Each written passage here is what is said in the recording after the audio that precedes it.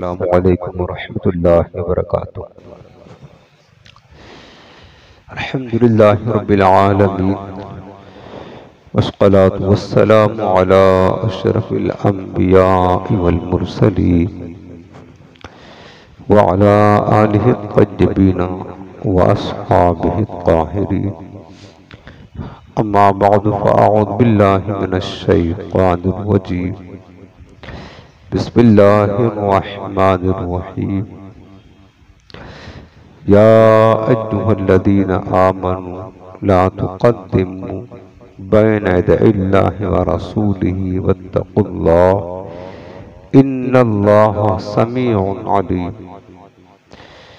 آمنت باللہ صدق اللہ العظیم۔ اللہم رب اشرح لی صدری ویسر لی امری واحلل عقدۃ من لسانی یفقہوا قولی۔ رسول کریم رؤوف الرحیم علیہ افضل الصلاۃ والتسلیم ارشاد فرماتے ہیں،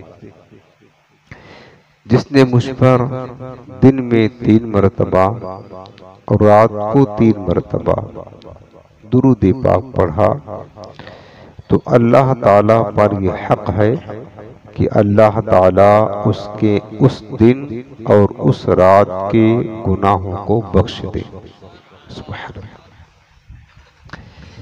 تو آپ سب یہ نیت کرتے ہیں کہ روزانہ کسی بھی ٹائم دن میں اور کسی بھی وقت رات میں، مغرب بعد رات کا وقت شروع ہو جاتا ہے تو انشاءاللہ 3 مرتبہ کم از کم درود پاک پڑھیں گے انشاءاللہ عز و جل۔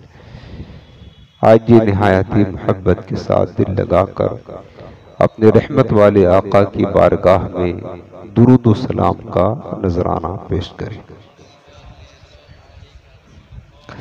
الصلاۃ والسلام علیک یا رسول اللہ، الصلاۃ والسلام علیک یا حبیب اللہ، الصلاۃ والسلام علیک یا نبی اللہ وعلی آلک واصحابک یا نور اللہ۔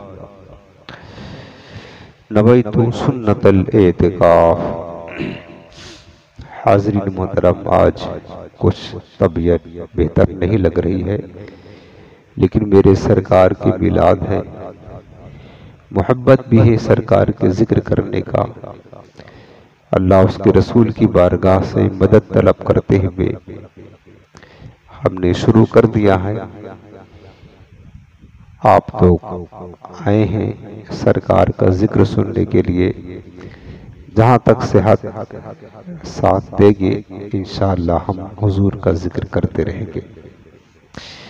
دعا کریں ہمارے لیے، ابھی تو 12ویں تک ہمیں سرکار کا ذکر کرنا ہے۔ اللہ ہماری صحت سلامت رکھے تو انشاءاللہ ہم آپ کو بہت ہی پیاری پیاری حضور کی محبت کی باتیں سنائیں گے، تاکہ ہمارے سینے ہمارے کریم آقا علیہ السلام کی محبت سے سرشار رہیں اور ہمارا ایمان مضبوط رہے۔ اللہ ہمارے دلوں میں ہمارے کریم آقا کی محبت کو لبریز فرما دے۔ کاش حضور کی محبت کے جام پی پی کر سرشار رہیں آقا کی محبت میں۔ کاش ہماری نسلیں عاشق رسول بن جائیں۔ کاش۔ میرے عزیزوں، آج ہمارے سرکار کے میلاد یعنی حضور کے ذکر کی 4تھی محفل ہے۔ ماہ میلاد اپنی برکتیں لٹا رہا ہے۔ کل ہم نے عرض کیا تھا کہ حضور کی محبت یہ جان ایمان ہے، روح ایمان ہے، اصل ایمان ہے۔ حضور کی محبت جبھی دل میں پیدا ہوگی جب ہمارے سرکار کے ادب، تعظیم اور احترام دل میں ہوگا۔ آج ہم آپ کو خاص قرآن عظیم کے حوالے سے، قرآن کی آیات سے کہ اللہ تعالیٰ نے یعنی یہ حضور کی محبت، ادب اور تعظیم بندوں کے لیے کتنا لازم ہے کہ اللہ رب العالمین نے اپنے کلام مجید میں اپنے بندوں کو اپنے محبوب کے ادب اور تعظیم کی تعلیم سکھائی ہے۔ اللہ نے تعلیم دیا ہے، تعلیم ادب سکھایا ہے۔ خود میرے محبوب کی بارگاہ کا ادب کیا ہے وہ سنیں۔ تو آج ہم شروع کرتے ہیں سورۃ الحجرات، 26واں پارہ، پہلی آیت ہے۔ اللہ پاک نے فرمایا کہ یا ایھا الذین آمنوا، اے ایمان والو، لا تقدموا بین یدی اللہ ورسولہ، فرمائے اے ایمان والو اللہ اور اس کے رسول کے آگے نہ بڑھو۔ لا تقدم مانے آگے نہ بڑھو، سبقت نہ کرو، کس کے؟ اللہ اس کے رسول کے آگے۔ لا تقدموا بین یدی اللہ ورسولہ واتقوا اللہ، اللہ سے ڈرتے رہا کرو۔ ان اللہ سمیع علیم، بے شک اللہ سننے والا اور جاننے والا ہے۔ یہ آیت کریمہ کا ترجمہ ہے۔ یہ آیت مبارکہ کب نازل ہوئی، کس موقع پر، اس کا شان نزول کیا ہے، جب تک آپ یہ نہیں سمجھیں گے تب تک قرآن کی آیات کو صحیح طریقے سے سمجھ نہیں پائیں گے۔ یہ آیت کریمہ مفسرین کرام نے کئی شان نزول بیان فرمایا ہے کہ کس موقع پر نازل ہوئی، تو فرماتے ہیں مفسرین جو قرآن کی تفسیر بیان کرتے ہیں، انہوں نے کہا کہ کچھ صحابہ نے قربانی کا جو دن تھا بقرہ عید کے دن، چونکہ بقرہ عید کے دن شہر والوں کے لیے نماز عید کے بعد قربانی کرنا ہے، اگر عید سے پہلے قربانی کر لی تو قربانی نہیں ہوگی۔ ہمارے پیارے آقا علیہ السلام ہمیشہ قربانی نماز عید کے بعد کیا کرتے تھے، تو کچھ لوگوں نے حضور کے قربانی کرنے سے پہلے قربانی کر لیا۔ سرکار نے ابھی قربانی نہیں کیا تھا تو انہوں نے قربانی کر لیا پہلے، یعنی قربانی کے عمل میں حضور سے سبقت لے گئے، پہلے کر لیا۔ تو اللہ رب العالمین نے کیا فرمایا کہ یا ایھا الذین آمنوا لا تقدموا بین یدی اللہ ورسولہ، اس موقع پر ان لوگوں کو جنہوں نے حضور کے قربانی کرنے سے پہلے قربانی کر لی، فرمایا اے ایمان والو اللہ اس کے رسول کے آگے نہ بڑھا کرو۔ ابھی تک میرے محبوب نے قربانی نہیں کیا ہے، تم نے کیسے کر لیا؟ حالانکہ قربانی کرنا خود اللہ کا حکم ہے، ایک عبادت ہے، اسلام کا شعار ہے، ایک اہم فریضہ ہے۔ فَصَلِّ لِرَبِّكَ وَانْحَرْ، اللہ پاک نے فرمایا کہ اپنے رب کے لیے نماز پڑھو اور قربانی کرو۔ قربانی کرنا ایک عبادت ہے، اللہ کا حکم ہے، لیکن اللہ کا حکم پر عمل کب ہوگا؟ جب میرے محبوب کے عمل کے تابع ہوگا۔ حضور نے قربانی نہیں کیا تھا، لوگوں نے، چند لوگوں نے کر لیا، رب نے فرمایا کہ اس قربانی کے عمل میں اللہ اور اس کے رسول کے آگے نہ بڑھا کرو۔ دوسرا شان نزول یہ فرمایا کہ ابھی رمضان کے مہینے کا روزہ رکھنا تھا، تو حضور علیہ السلام نے ابھی روزہ نہیں رکھا تھا، اس سے پہلے یعنی سرکار کے روزہ رکھنے سے پہلے کچھ لوگوں نے روزہ رکھ لیا۔ کیا روزہ رکھنا برا ہے؟ عبادت ہے نا، کوئی بری چیز تو نہیں، غلط کام تو نہیں کیا، روزہ ہی رکھا تھا، اللہ کی عبادت کی تھی، اللہ تعالیٰ کے رضا کے لیے کیا تھا۔ لیکن چونکہ حضور نے ابھی روزہ نہیں رکھا تھا، حضور کے روزہ رکھنے سے پہلے رکھ لیا تھا، اللہ نے کیا فرمایا کہ اے ایمان والو اللہ اس کے رسول کے آگے نہ بڑھا کرو۔ اب ہم آپ سے پوچھتے ہیں کہ قربانی کرنا یہ اللہ کا کام ہے کہ رسول کا کام تھا؟ روزہ کون رکھتا؟ روزہ رکھنا اللہ کا کام ہے کہ رسول کا کام ہے؟ اللہ تعالیٰ تو قربانی کرنے سے پاک ہے، وہ کس کے لیے کرے گا؟ ساری کائنات اس کے لیے قربانی کرتی ہے، اللہ تو روزہ رکھنے سے پاک ہے، تو وہ کس کے لیے روزہ رکھے گا؟ سارے بندے تو اس کے لیے روزہ رکھتے ہیں۔ روزہ رکھنے کا عمل حضور سے پہلے کیا تھا، قربانی کرنے سے کا عمل حضور سے پہلے کیا تھا، رسول سے پہلے۔ اللہ نے کیا فرمایا کہ لا تقدموا بین یدی اللہ، پہلے کہا اللہ اور اس کے رسول کے آگے نہ بڑھو، حالانکہ وہ بڑھے تھے قربانی اور روزے کے عمل میں رسول کے آگے، لیکن اللہ نے کیا فرمایا؟ صرف یہ نہیں کہا کہ رسول کے آگے نہ بڑھو، کہا اللہ اللہ اس کے رسول کے آگے نہ بڑھا کرو۔ یہاں کیا سمجھایا گیا ہے کہ کوئی بندہ اگر رسول کے آگے بڑھتا ہے تو اللہ کے نزدیک وہ اللہ کے آگے بڑھ رہا ہے۔ کوئی بندہ اگر رسول سے پہلے کرتا ہے تو اللہ فرماتا ہے کہ تم اللہ کے پہلے کر رہے ہو۔ تو اللہ تعالیٰ نے اس آیت میں یہ سمجھایا، جس طریقے سے فرمایا من یطیع الرسول فقد اطاع اللہ، جو رسول کی اطاعت کرتا ہے وہ اللہ کی اطاعت کرتا ہے۔ رسول کی اطاعت اللہ کی اطاعت ہے۔ میرے آقا فرماتے من احبنی فقد احب اللہ، جس نے مجھ سے محبت کی اس نے اللہ سے محبت کی۔ رسول کی محبت اللہ کی محبت ہے، رسول کی اطاعت اللہ کی اطاعت ہے۔ اسی طرح رسول کے آگے بڑھنا اللہ کے آگے بڑھنا ہے، رسول کی نافرمانی خدا کی نافرمانی۔ اللہ تعالیٰ نے اپنے محبوب کے ساتھ کتنا قربت عطا فرمائی۔ یہ ذرا دیکھیں، یہاں پر لوگوں کو ادب سکھایا ہے۔ بارگاہ رسالت کا ادب کس نے سکھایا؟ رب نے قرآن میں سکھایا ہے۔ بارگاہ رسالت کا ادب سکھایا ہے کہ میرے محبوب کی بارگاہ بڑی نازک ہے، اس کا ادب کیا کرو۔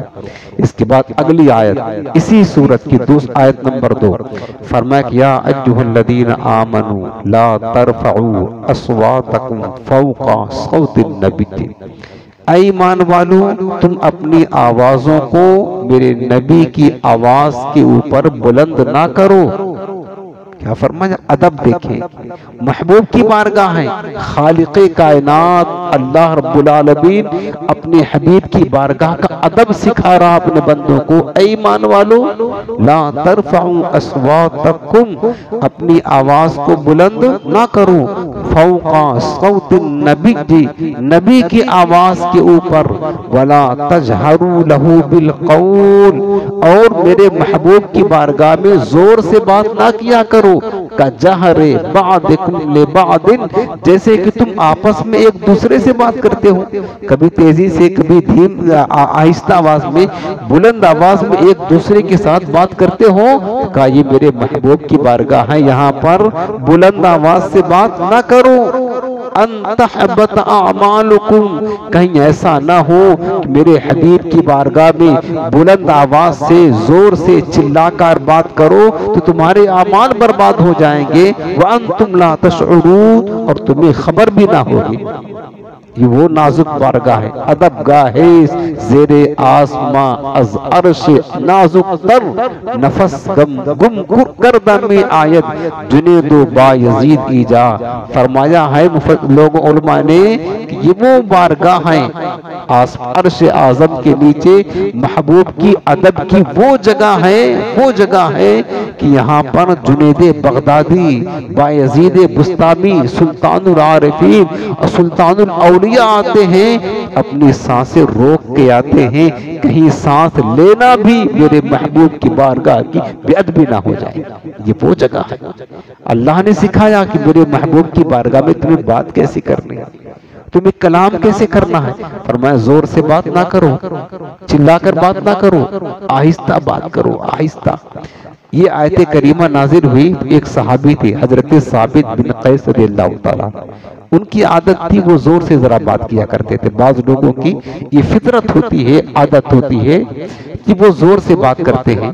جب یہ آیت کریمہ نازل ہوئی تو اتنا روئے گھر میں جا کر بیٹھ گئے، ڈر کے مارے، خوف کے مارے مسجد میں حضور کی بارگاہ میں نہیں آ رہے تھے، ڈر کے مارے جا کر گھر میں بیٹھ گئے اور رونے لگے کہ میں تو دوزخی ہو گیا، میں تو دوزخی ہو گیا، اب کیا ہوگا، میں تو حضور کی بارگاہ میں زور سے کلام کرتا ہوں، یہ آیت میرے حق میں نازل ہوئی ہے کہ زور سے بات نہ کرو، تمہارے اعمال برباد ہو جائیں گے۔ اور جانتے علماء فرماتے اعمال کب برباد ہوتے ہیں؟ جب بندہ کافر ہوتا ہے، مرتد ہو جاتا ہے۔ بندہ کتنا بھی بڑا گناہگار ہو جائے اس کے سارے اعمال برباد نہیں ہوتے، اعمال برباد صرف کفر سے ہوتے ہیں۔ تو کیا پتا چلا کہ حضور کی بارگاہ میں زور سے کلام کرنا یہ کفر تک بندے کو کو لے جاتا ہے جو سارے اعمال کو برباد کر دیتا ہے۔ حضرت ثابت بن قیس گھر میں بیٹھ گئے، کئی دن گزرا، بارگاہ رسالت میں آئے نہیں، تو کریم آقا نے حضرت سعد سے پوچھا، یہ ان کے پڑوسی تھے، کہا سعد کیا بات ہے؟ میں دیکھتا ہوں کہ ثابت بن قیس نہیں آ رہا ہے، جا کر پتہ لگاؤ۔ حضرت سعد نے جا کر پوچھا ثابت بن قیس کیا بات ہے؟ کئی دن گزر گئے، تم بارگاہ رسول میں حاضر نہ ہوئے۔ انہوں نے کہا سعد جاؤ، میں دوزخی ہو گیا ہوں، میرے بارے میں قرآن نازل ہو گیا ہے، ہم تو حضور کی بارگاہ میں بلند آواز سے بات کر دیتے ہیں اور اللہ نے فرمایا کہ تمہارے اعمال برباد ہو جائیں گے، محبوب کی بارگاہ میں بلند آواز سے بات نہ کرو، میں تو دوزخی ہو گیا، جاؤ تم۔ حضرت سعد آ کر حضور کو پیغام سناتے ہیں، آقا ثابت بن قیس یہ کہتے ہیں۔ میرے آقا نے فرمایا جاؤ اس میرے پیارے صحابی سے کہہ دو سعد کی ثابت بن قیس دوزخی نہیں، وہ تو جنتی ہے، وہ جنتی ہے، اس نے جان بوجھ کر کوئی بے ادبی کے طور پر میری بارگاہ میں بلند آواز سے کلام نہیں کیا تھا، وہ تو اس کی عادت تھی، بات کرتے کرتے اونچی ہو جاتی تھی، بات اس کی اونچی ہو جاتی تھی، ڈر کے مارے ادب کی وجہ سے وہ حضور کی بارگاہ میں حاضر نہیں ہو رہے۔ یہ محبوب کی بارگاہ ہے، درود پاک پڑھیں۔ بسم اللہ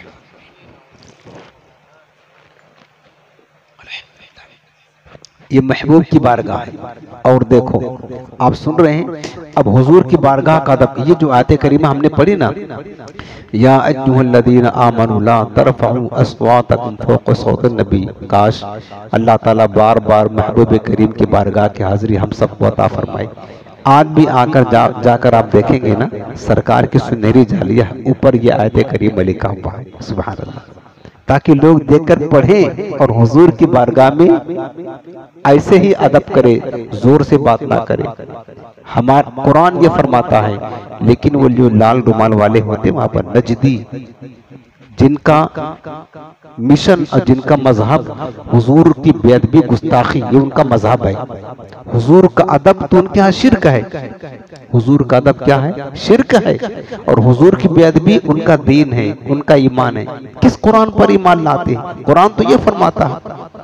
آج بھی وہاں یہ آیت کریمہ لکھی، یہ نجدی عربی سمجھتے ہیں، پڑھتے بھی ہیں، آپ لوگ تو نہیں سمجھیں گے کہ اس کا معنی کیا ہے، لیکن معنی بتا دے رہا ہوں آپ کو، کبھی اللہ نصیب کرے اور میری دعا اللہ بار بار نصیب کرے، جلدی حاضری دے تو جا کر دیکھنا آقا کریم کی سنہری جالی ہے، سامنے اوپر لکھا وَيَا أَيُّهَا الَّذِينَ آمَنُوا لَا تَرْفَعُوا أَصْوَاتَكُمْ فَوْقَ صَوْتِ النَّبِيِّ۔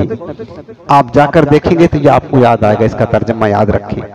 وہ نجدی عربی پڑھتے ہیں، سمجھتے ہیں، عرب کے لوگ ہیں، لیکن اس آیت پر عمل نہیں کرتے، وہیں پر حضور کی بارگاہ میں چلاتے رہتے، ادھر چلو ادھر چلو، کبھی ان کو بھگایا کبھی ان کو دھکے دیا، زور زور سے بات کرتے ہیں، چلاتے ہیں، آج بھی چلاتے ہیں۔ آپ جا کر اس کا تجربہ کر لینا، آپ اگر حضور کی بارگاہ میں ہاتھ باندھ کر کھڑے ہو جائیں تو چلاتے ہیں، بھگے حاجی حاجی بھگو بھگو، اس طرح زور سے چلاتے ہیں، اور حضور کی بارگاہ میں پیٹھ دے کر کے یہ گستاخ بے ادب کھڑے رہتے ہیں۔ پھر لوگ ہم سے پوچھتے ہیں کہ یار مدینہ تم جاتے ہو، وہاں کے امام کے پیچھے نماز نہیں پڑھتے اتنا دور جا کر کے؟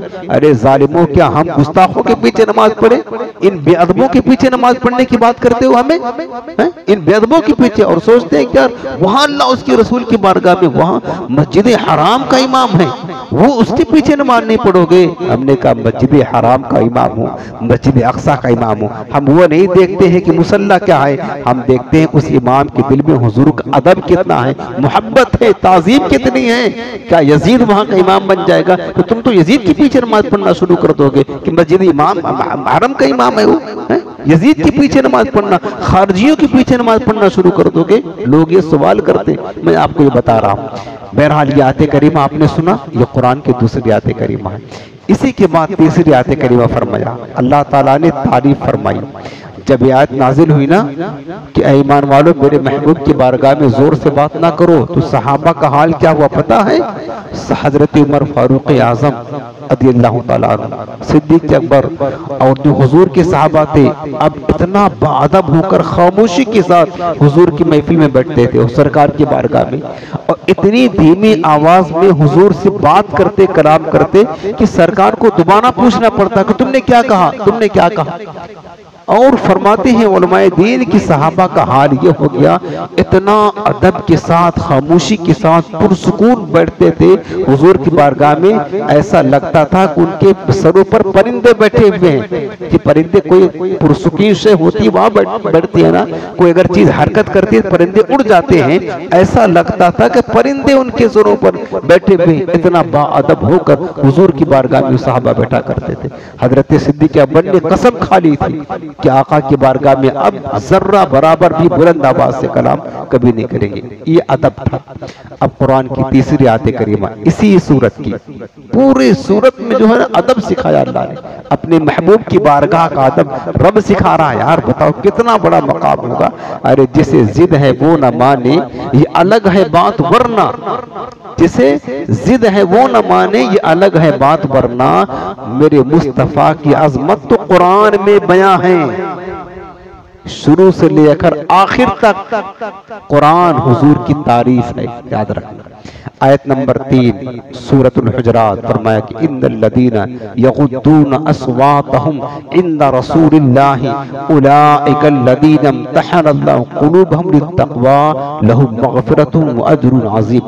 اللہ پاک فرماتا ان صحابہ کی تعریف میں جو نہایت ہی باادب ہو کر اپنے محبوب کی بارگاہ میں آتے تھے، فرمایا بے شک وہ لوگ ان الذین امتحن اللہ قلوبهم جن کے دل کو اللہ، ان الذین یغضون اصواتهم بے شک وہ لوگ جو میرے محبوب کی بارگاہ میں اپنی آوازوں کو پست یعنی دھیمی رکھتے ہیں، آواز کم رکھتے ہیں، زور سے بات نہیں کرتے ہیں۔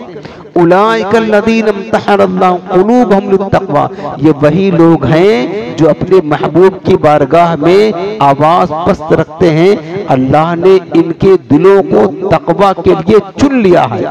یہ متقی لوگ ہیں، ان کے دل میں تقوی ہے، طہارت ہے، حضور کی محبت ہے، کہ ان کے دل میں جو اپنے محبوب کی بارگاہ میں آواز کو پست رکھتے ہیں۔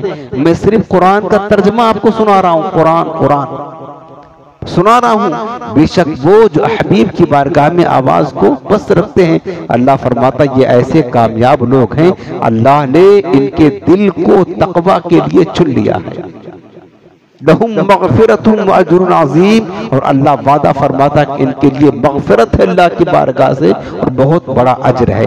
تو پتہ کیا چلا اس آیت کریمہ کی روشنی میں کہ جو لوگ محبوب کریم کی بارگاہ کا ادب کرتے ہیں ان کو دل کا تقوی نصیب ہوتا ہے، اور جو حضور کی بارگاہ کی بے ادبی کرتے ہوئے چلاتے ہیں، چیختے ہیں، بلند آواز کرتے ہیں، ان کے اعمال ان تحبط اعمالکم وانتم لا تشعرون، ان کے اعمال برباد ہو جاتے ہیں، انہیں خبر بھی نہیں ہوتی ہے۔ وہ سمجھتے کہ ہم پکے مسلمان ہیں، وہ سمجھتے کہ ہم موحد ہیں، وہ سمجھتے کہ ہم مومن ہیں، وہ سمجھتے کہ ہم حق پر ہیں۔ اللہ فرماتے انہیں شعور بھی نہیں ہوتا ہے، انہیں خبر بھی نہیں ہوتی، ایمان ان کے دلوں سے جا چکا ہوتا ہے۔ تو پتہ چلا کہ حضور کی بارگاہ کا ادب کرنے والے لوگ ہی جنہیں دل کا تقوی نصیب ہوتا ہے، اور جو حضور کی بارگاہ کا ادب نہیں کرتے ہیں انہیں دل کا تقوی نصیب نہیں ہوتا۔ اور آپ آج خود فیصلہ کر لیں کہ سنی حضور کی بارگاہ کا ادب کرتا ہے کہ سنی کے علاوہ جو دوسرے مذہب کے لوگ ہیں وہ حضور کی بارگاہ کا ادب کرتے ہیں، کون کرتا ہے آپ کو خود بھی پتا ہے، کتنا زیادہ ادب سنی کرتے ہیں، سمجھ رہے ہیں نا۔ اس کے بعد اگلی آیت نمبر 4 فرمایا ان الذین ینادونک من وراء الحجرات اکثرهم لا یعقلون۔ یہی صورت آج میں گویا کہ قرآن کی تفسیر سنا رہا ہوں آپ کو حضور کی بارگاہ کے ادب کے حوالے سے۔ اللہ پاک فرماتا کہ بے شک وہ لوگ ینادونکا اے میرے حبیب جو آپ کو پکارتے ہیں، من وراء الحجرات آپ کے مبارک حجرے کے باہر سے، اکثرهم لا یعقلون علم اکثر لوگ جو ہے نا یہ بے عقل ہیں۔ اس آیت کریمہ کا شان نزول یہ ہے کہ کچھ دیہاتی لوگ جنہیں بارگاہ رسالت کا ادب پتہ نہ تھا، دوپہر کے وقت حضور کی بارگاہ میں آئے، دوپہر کا وقت تھا، سرکار قیلولہ فرما رہے تھے، یعنی اپنے مبارک گھر میں سرکار آرام فرما رہے تھے، دروازہ بند تھا۔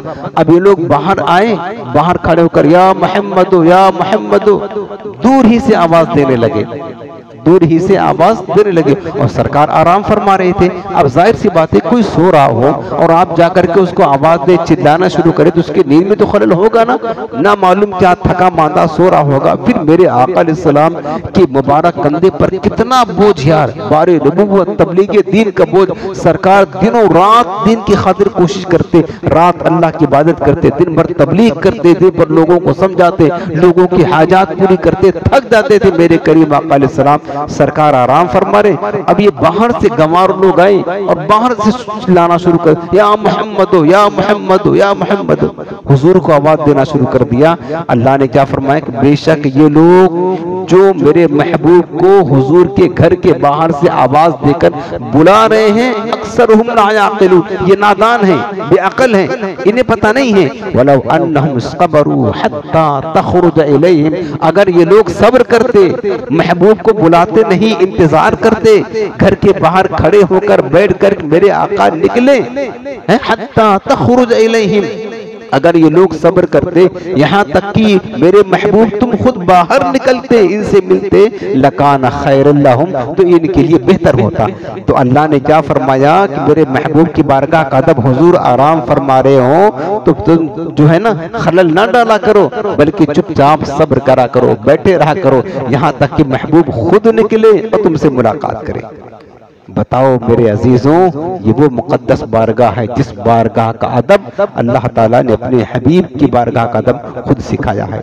اب اور سنو, میں قاضی عیاض رحمت اللہ تعالیٰ علیہ بہت بڑے عاشق رسول تھے. میں نے کل ان کی کتاب کا حوالہ دیا تھا, الشفاء بتعریف حقوق المصطفیٰ. عشق رسالت سے بھرپور ایک کتاب ہے اور بارگاہ رسالت کی مقبول ترین کتاب ہے. آج بھی علماء نے فرمایا کہ جو اس کتاب کو اپنے گھر میں رکھتا ہے اس کے گھر میں خیر و برکتوں کا نزول ہوتا ہے. یہ وہ مقدس کتاب, اس کا حوالہ دے رہا. قاضی عیاض نے الشفاء میں لکھا ہے کہ اس دور کا عباسی خلیفہ تھا جس کا نام تھا ابو جعفر منصور, بادشاہ اسلام تھا. وہ آیا بارگاہ رسالت میں, حضور کی بارگاہ میں حاضری دینے کے لیے آیا.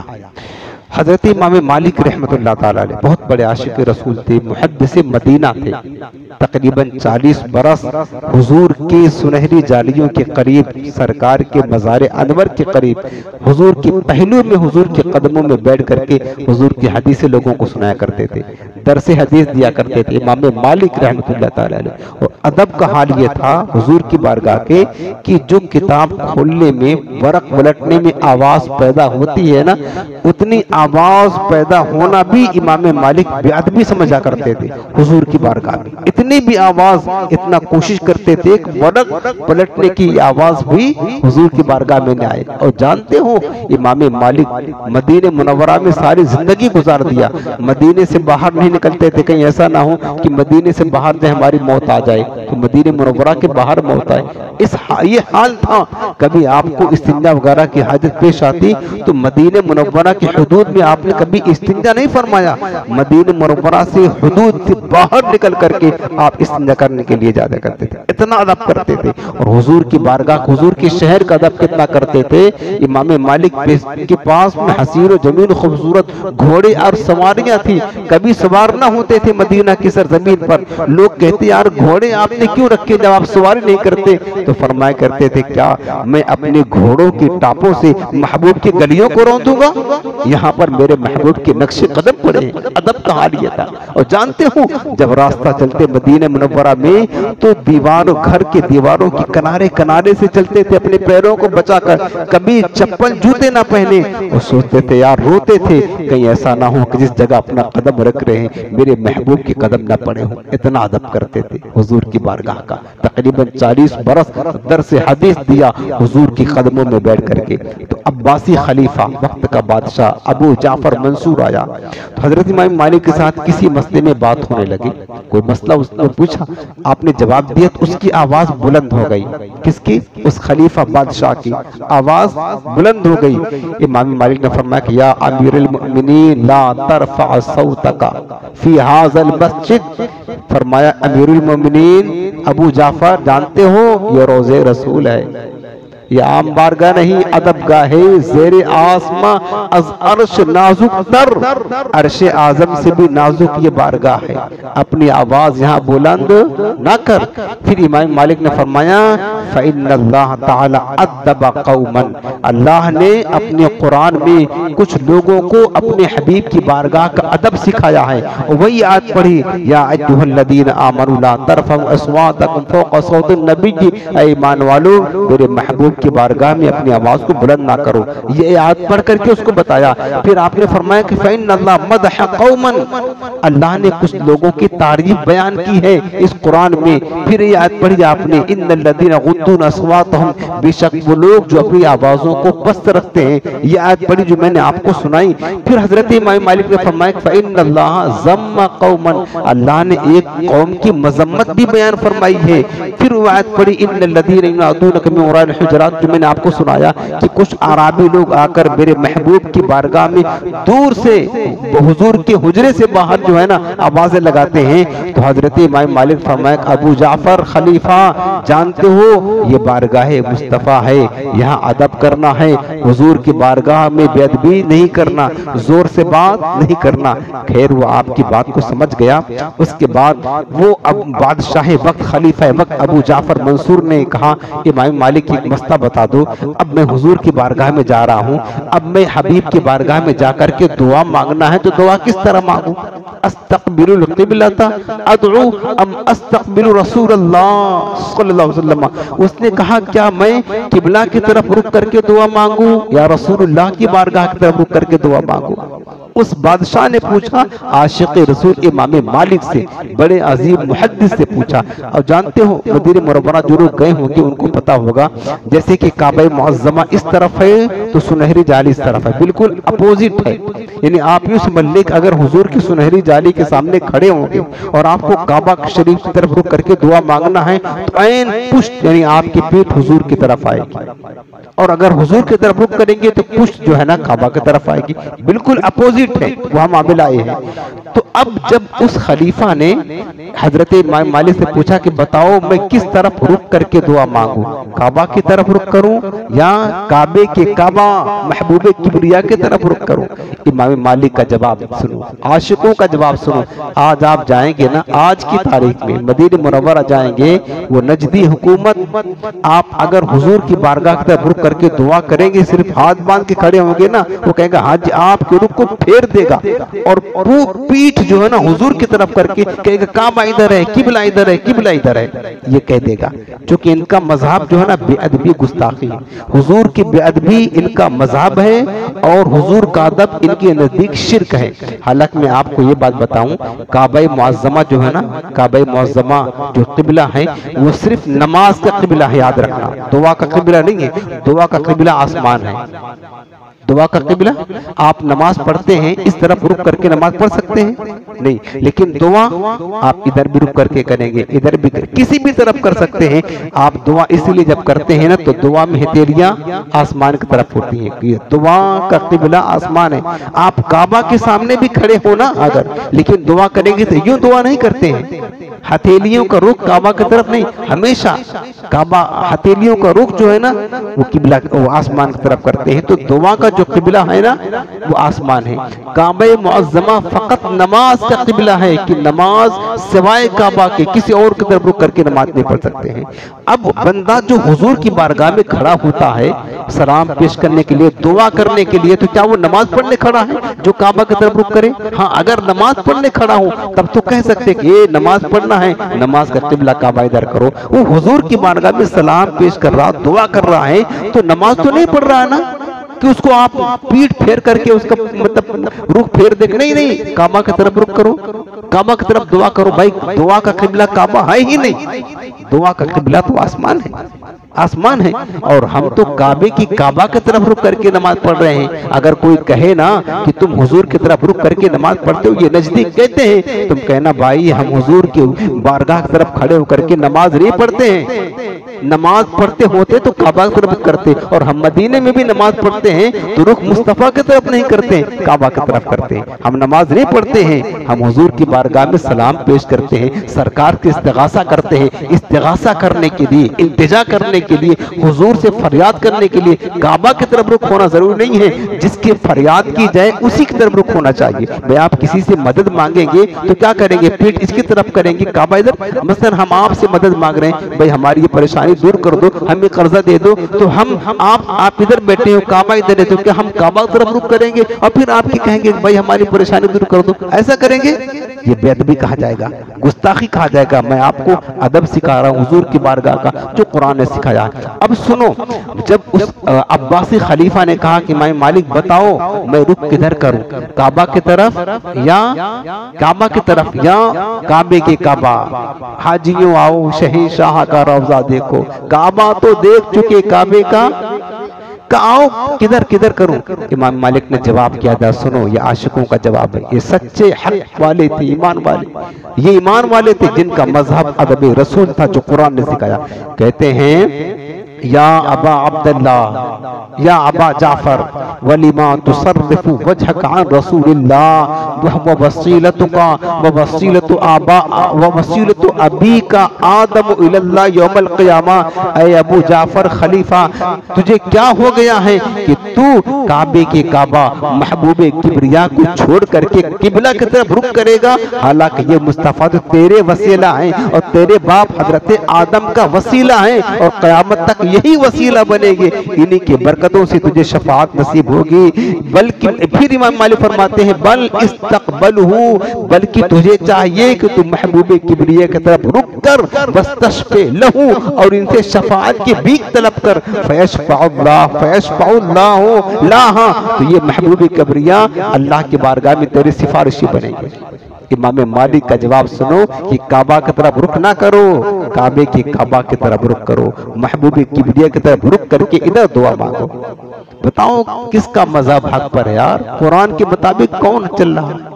کون چل رہا ہے؟ صرف دعویٰ ہی ہمارے ہاتھ میں قرآن و سنت ہے، دعویٰ۔ میرے عزیزوں، مصطفیٰ کی بارگاہ تو وہ ہے نا، بندہ اگر حالت نماز میں ہے، نماز صرف اللہ کی عبادت ہے، غیر اللہ کا تصور نہیں، نماز صرف اللہ کی عبادت ہے۔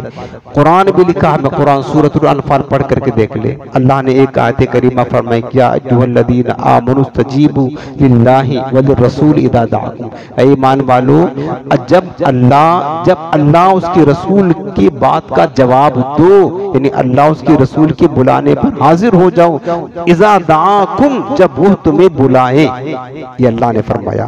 اب واقعہ یہ پیش آیا کہ ایک صحابی تھے حضرت ابو سعید بن معلہ رضی اللہ تعالیٰ عنہ، اس کی تفسیر میں پڑھیں آپ، تو وہ نماز پڑھ رہے تھے مسجد نبی شریف میں، میرے کریم آقا نے ان کو آواز دی، بات ختم کرتا ہوں، میرے آقا نے آواز دی، ابو سعید اب حالت نماز میں ہیں، سوچا کہ کیا کرے، ایک تو اللہ کی عبادت، اللہ کی بارگاہ بندہ متوجہ ہوتا نا، ایک رسول بلا رہے ہیں، اللہ کی عبادت میں ہی رسول کا حکم ہے نماز میں آؤ، مطلب میرے بارگاہ میں آؤ۔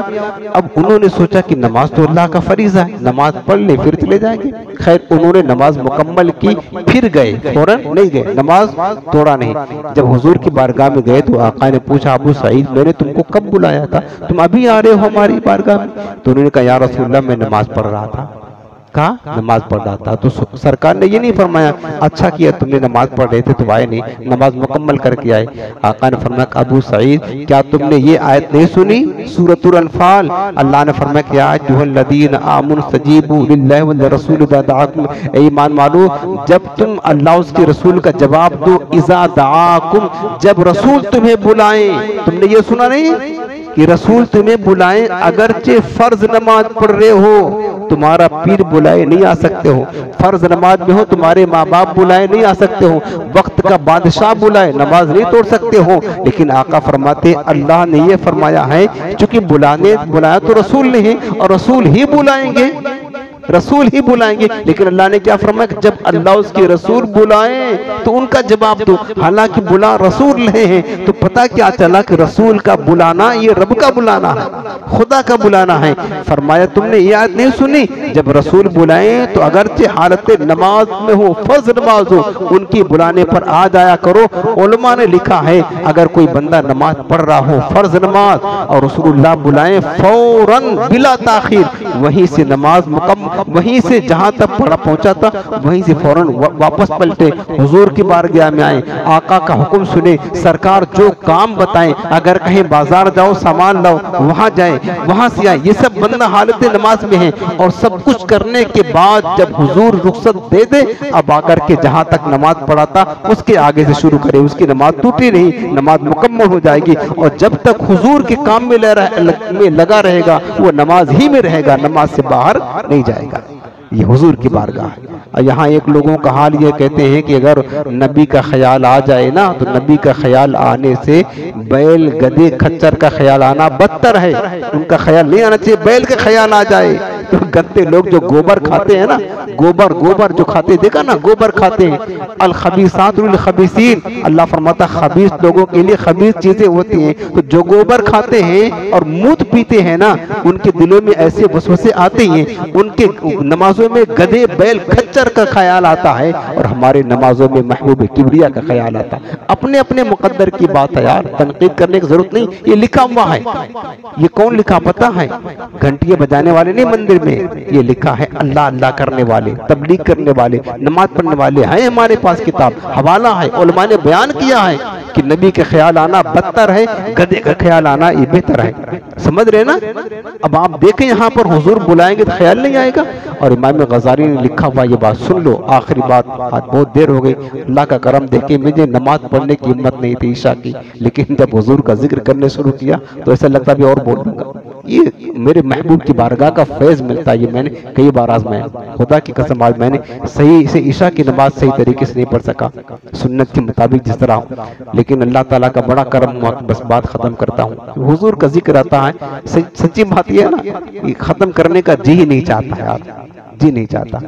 آخری بات کہتا ہوں، حضور کے خیال کی بات کرتا ہوں کہ امام غزالی رحمۃ اللہ تعالی نے لکھا ہوا ہے کہ جب آپ تحیات پڑھتے ہیں اور پڑھتے ہیں السلام علیکہ ایھا النبی، اے نبی آپ کو سلام ہو، اس وقت آپ کا خیال حضور کی طرف ہو اور سوچے کہ میرے آقا سامنے ہیں، میں اپنے آقا کو سلام کر رہا ہوں۔ اب پھر یہ کیفیت لگا کر آپ کل نماز پڑھی، پھر ہم کو بتانا آپ کی نماز میں سرور کیسا آتا۔ خدا کی قسم دل باغ باغ ہو جاتا، آنکھیں نم ہو جاتی حضور کی یاد میں جب آپ یہ خیال کریں گے السلام علیکہ، جو نبی حضور کو سلام کر رہے ہیں یار، اور سلام کر رہے ہیں جس کو تو اس کا خیال بھی تو ہونا چاہیے نا، اے میرے آقا آپ کو سلام، بس یہ خیال کر کے نماز پڑھیں۔ بس بات یہ عرض کر رہا تھا یار کہ حضور اسلام کی محبت ادب اور تعظیم کا نام ہے۔ اللہ نے دیکھیں نا کیسے کیسے قرآن میں آقا کی تعریف فرمائی، ادب بیان کیا۔ کاش ہمیں حضور کی بارگاہ کا ادب محبت نصیب ہو جائے۔ اللہ بس ہمارے حال زار پر رحم فرمائے اور ہمیں آقا کریم کی سچی محبت اور غلامی نصیب فرمائے۔ آمین بجاہ نبی کریم۔ اس کو بند کر دو۔